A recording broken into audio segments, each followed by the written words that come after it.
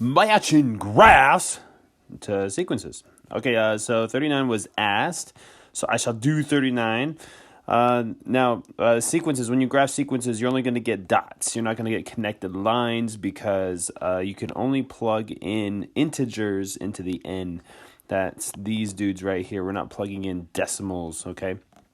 All right, so the best way to do this, I mean, you could make a table. You can say this is n and these are the a sub n's.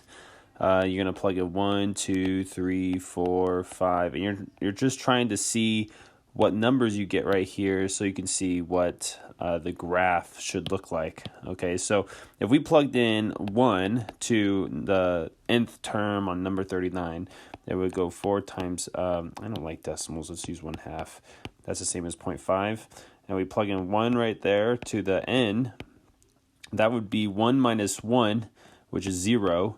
Anything raised to 0 power is 1, so this is just a 4. So when we plug in 1, we get 4. And then if I do 2, that would be 4 times 1/2. And then we're going to go 2 minus 1 on top, so that's going to be a 1. So 1/2 of 4 is going to be 2, so I put a 2 right there. And then I have a sub 3, and I plug in 3.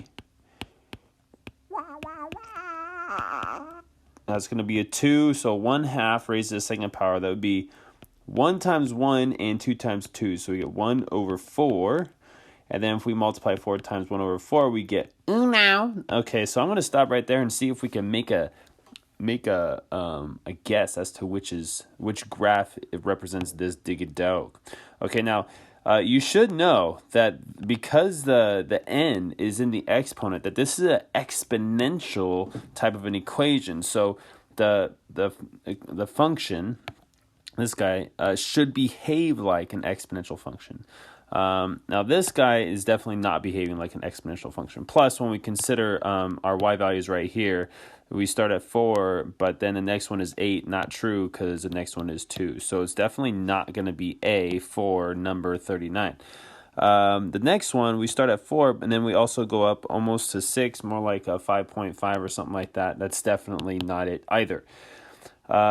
C and D are both contenders here. They both start at 4. Maybe I shouldn't even plugged in 1 because everybody has 4, every graph here.